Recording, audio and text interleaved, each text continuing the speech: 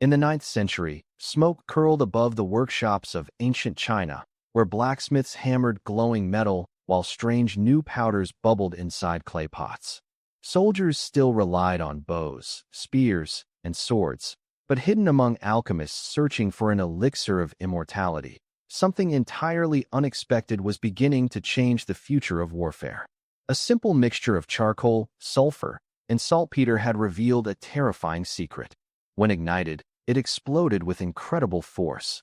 At first, no one imagined this discovery would eventually lead to weapons capable of changing kingdoms, empires, and even the course of world history.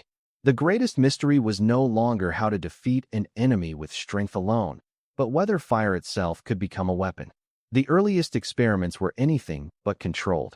Alchemists mixed powders in small batches, hoping to create medicines rather than machines of war.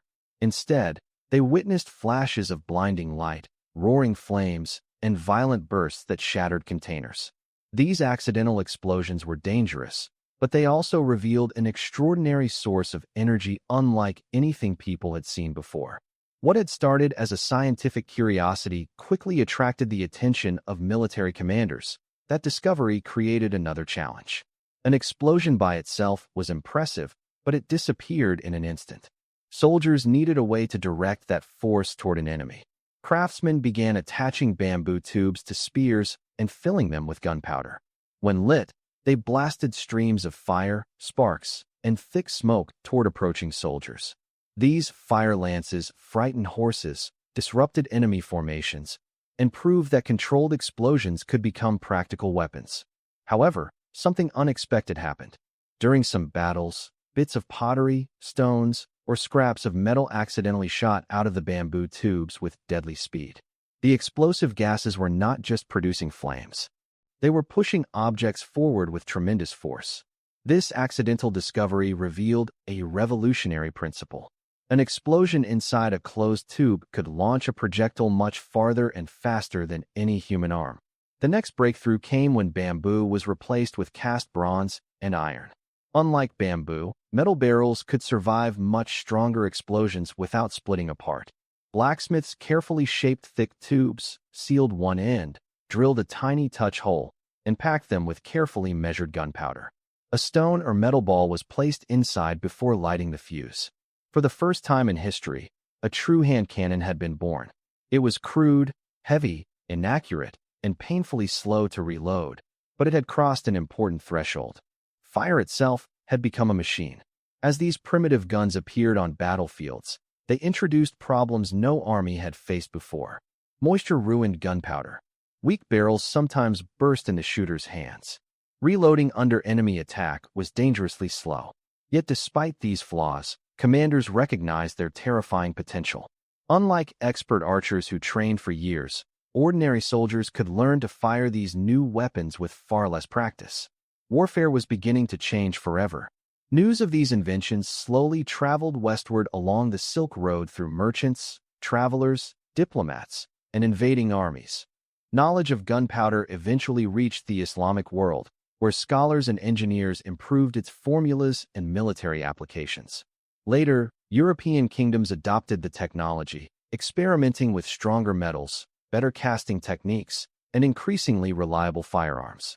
Every improvement solved one problem while creating another, driving centuries of rapid innovation. By the 14th century, hand cannons evolved into more practical firearms. Wooden stocks made aiming easier. Improved ignition systems increased reliability. Metal cannonballs smashed through castle walls once thought impossible to breach. Massive stone fortresses that had protected rulers for centuries suddenly became vulnerable to concentrated gunpowder fire.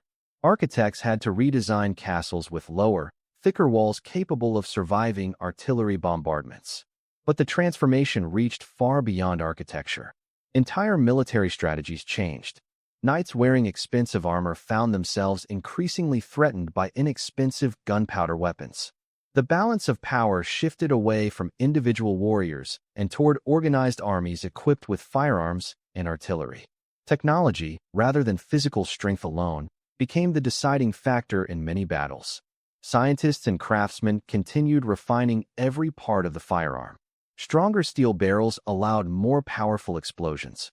Better quality gunpowder produced greater consistency. Matchlocks eventually gave way to wheelocks, flintlocks, percussion caps, and finally modern cartridges.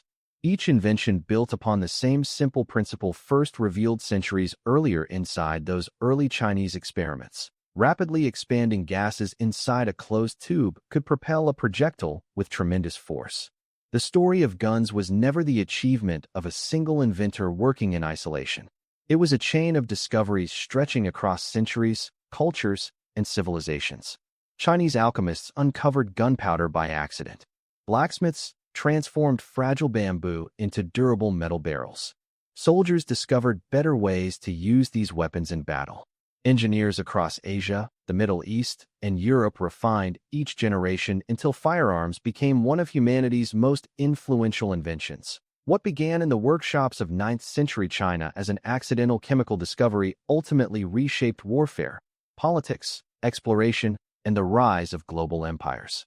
The invention of the gun was not a single moment of genius, but a centuries-long journey of curiosity, experimentation, failure, and relentless improvement. It stands as one of history's clearest reminders that even the smallest scientific discovery can eventually transform the entire world in ways its original discoverers could never have imagined.